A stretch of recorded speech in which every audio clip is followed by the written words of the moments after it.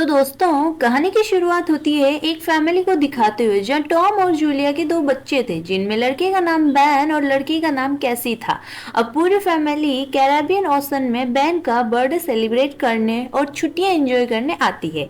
सब कुछ ठीक चल रहा था। इसी बीच जूलिया समुद्र में स्विमिंग करने के लिए जंप मारती है, जबकि टॉम और बैन दोनों मछलियां पकड़ते हैं। अचानक से जूलिया को ऐसा महसूस होता है जैसे कोई बड़ी सी चीज उसके चारों तरफ सर्कल बना रही हो, लेकिन जूलिया जब आसपास देखती है तो उसे कुछ नजर नहीं आता, जबकि कुछ चीजें उसे समुद्र के अंदर खींचती है और इसी वक्त स्विफ्ट भी उसे खतरे का संकेत देती है। टॉम और बैन इस पर ध्यान नहीं देते, जबकि जूलिया खुद को बचाने की कोशिश करती है, पूरी तरह से प्रयास करती है और टॉम को भी आवाजें सुनाई देती, लेकिन कोई फायदा नहीं होता। जूलिया पानी के पीछे की तरफ दौड़ती है और अचानक से टॉम नोटिस करता है कि उसकी वाइफ पोर्ट पर नहीं है। जब ये दूसरे पानी में जूलिया को दिखाई देती है तो तुरंत पानी में जंप कर लेता है और जूलिया को बचा लेता है। फिर बैन भी बोट के इंजन को चालू करके उसके पास ले जाता है। अब इस इंसिडेंट को भूलकर पूरी फैमिली बैन का बर्थडे सेलिब्रेट करती है। अब कैसी को उसके बॉयफ्रेंड का कॉल आता है और वो बताता है कि पूरी पृथ्वी पर बड़े बड़े तूफान आ रहे हैं, इसलिए तुम लोगों को जल्दी से सरफेस पर आना होगा। इतने में नेटवर्क गायब हो जाता है। अब कैसी जल्दी जल्दी अपने पेरेंट्स को ये बात बताती है। इससे पहले कि वे कुछ सोच विचार करते, बोट से किसी की टकराने की आवाज आती है और जब वे बाहर जाकर देखते हैं तो बाहर बहुत सारी वेल्स होती है। टॉम देख के समझ जाता है कि वेल्स ऐसा तभी करती है जब तूफान के आने का संकेत हो। अब एक तरफ तो इन्हें तूफान से बचना था और दूसरी तरफ इनके सामने वेल्स थी। तभी एक जोरदार झटका लगता है और जब टॉम जाकर इंजन चेक करता है तो पता चलता है कि टक्कर लगने से इंजन खराब हो गया है। टॉम जब वापस बोट पर आता है तो उसके कंधे पर एक बड़ा सा कट लगा होता है। जूलिया इसे जल्दी से स्टिच कर देती है। अब टॉम कहता है कि अभी हम इंजन रिपेयर नहीं कर सकते, हम समुद्र के बीच में फंस गए हैं। अब इन्हें हेल्प के लिए किसी को बाहर से बुलाना होगा। कैसी जल्दी से बाहर आकर कॉल करने ट्राई करती है, लेकिन नेटवर्क नहीं मिल पाता। इधर रेडियो भी पूरी तरह से बंद हो चुके थे। इन्हें समझ नहीं आ रहा था कि अचानक ये सब क्यों हो रहा है और कैसे हो रहा है। टॉम अपनी फैमिली को बताता है कि हमारे पास सिर्फ 4 दिन का ही खाना और पानी है। टॉम कहता है कि अभी हम शिफ्टिंग रोड पर है, इसलिए हो सकता है यहाँ से गुजरने वाली कोई शिप हमारी हेल्प करने के लिए आ जाए।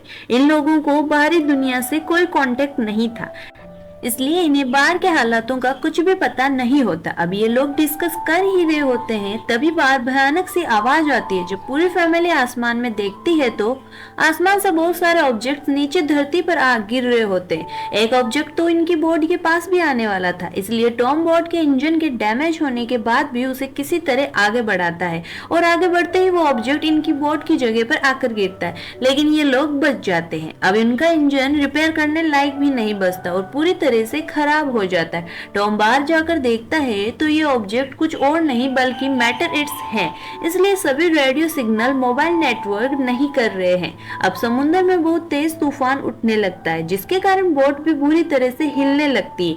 ये देखकर टॉम अपनी फैमिली को बोट के ऊपर वाले डेक में ले जाता है। इन्हें लाइफ जैकेट पहना जाता है ताकि अगर बोट पलट भी जाए तो ये लोग जिंदा रह सके। ग्रेविटी भी सबसे बुरी तरह से इफेक्ट होती है, जिस वजह से इन सब की नाक से खून बहने लगता है।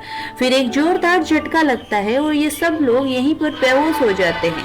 सुबह जब इन्हें होश आता है तब ये लोग देखते हैं कि इनकी बोट तूफान के झटकों की वजह से हर जगह से टूट चुकी है, लेकिन जब ये बाहर का नजारा देखते हैं तो इनके पैरों तले जमीन खिसक जाती है, क्योंकि जिस समुद्र में तूफान आया था वो अब बंजर जमीन बन चुकी थी।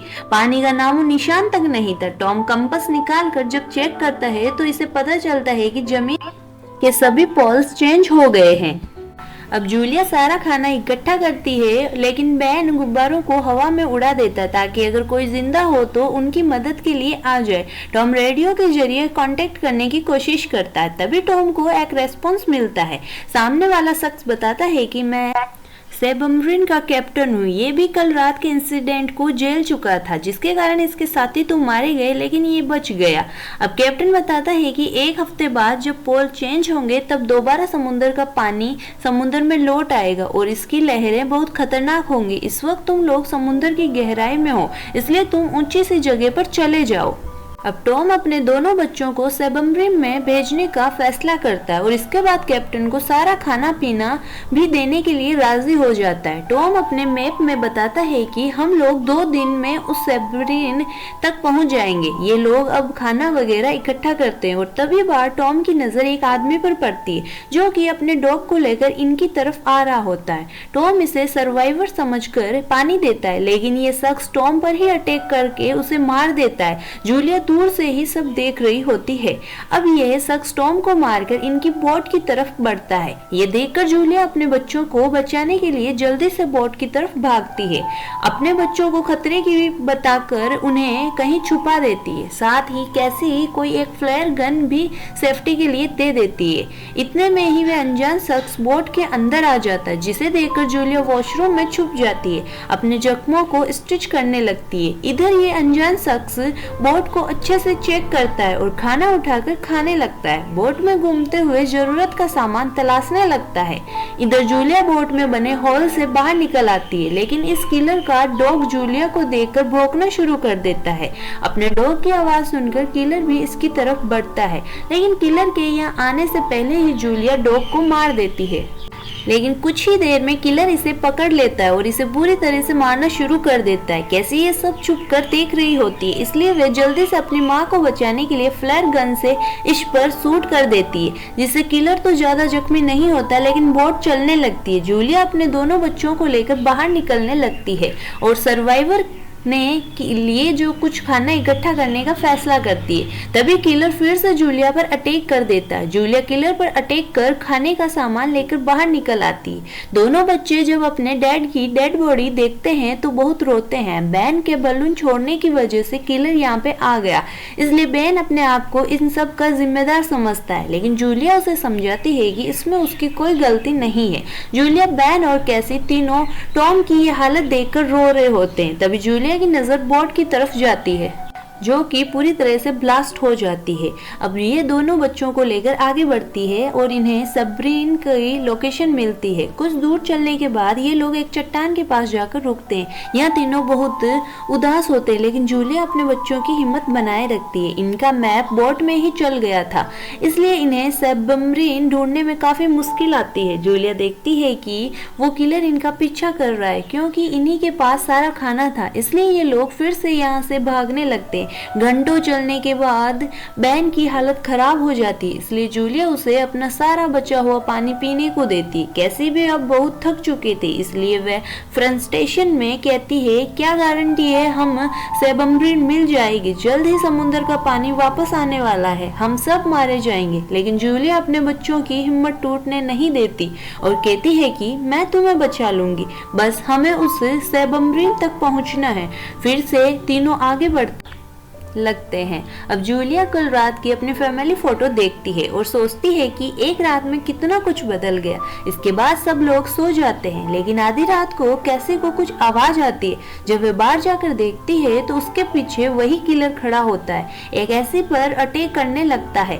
तभी जूलिया इसे मार देती है। अब इन्हें खतरे से छुटकारा मिल जाता है। फिर सब लोग सुकून की नींद सोते हैं। अगली सुबह जब ये लोग किलर की बॉडी को देखते हैं तो वो ज्यादा खराब हालत में होती है। ये देखकर तीनों समझ जाते हैं कि खाली समुद्र भी बहुत ज्यादा खतरनाक है।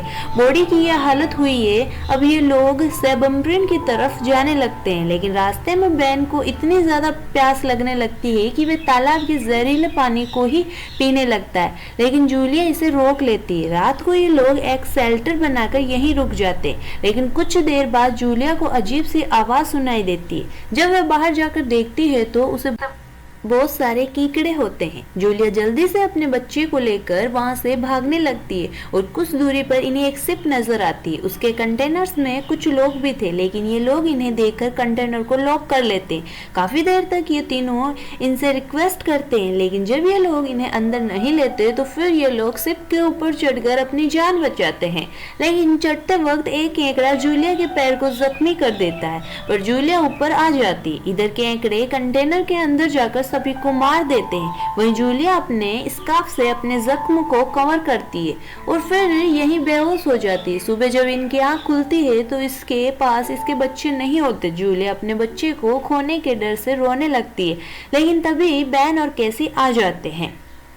यह बच्चों को कहती है कि सबमरीन कुछ ही दूरी पर है और कुछ दूर चलने पर इन्हें सबमरीन नजर आ जाता है, लेकिन उस तक पहुंचने के लिए इन्हें एक चट्टान की दीवार को पार करना था जो कि बहुत खतरनाक थी। जब ये लोग इसे पार करते हैं तो पत्थर गिरने शुरू हो जाते हैं। दोनों बच्चे आगे निकल जाते हैं और जूलिया के सामने एक बड़ा पत्थर आकर रुकावट बन जाता है। जूलिया अपने बच्चों को सबमरीन तक पहुंचने का ऑर्डर देती है क्योंकि सबमरीन में सिर्फ कैप्टन और 2 बच्चों की ही जगह थी और बच्चे ना चाहते हुए भी सबमरीन तक चले जाते हैं, जहां कैप्टन कहता है कि मैं जिंदा नहीं बचूं इसलिए अब तुम तीनों चले जाओ। कैसी जल्दी से अपनी माँ को लेने आती है लेकिन देखती है कि जूलिया की तरफ बहुत सारे केकड़े आ रहे हैं। कैसे अपनी माँ को बचाकर सबमरीन तक ले आती है और तीनों सबमरीन में बैठकर सुकून की सांस लेते हैं। तभी समुद्र की लहरें बहुत तेजी से आती है और झटके के कारण ये तीनों बेहोश हो जाते हैं। जब इनकी आंख खुलती है तो देखते हैं कि तीनों शहर में आ गए और सब कुछ तबाह हो चुका है। इसी के साथ ये मूवी भी खत्म हो जाती है।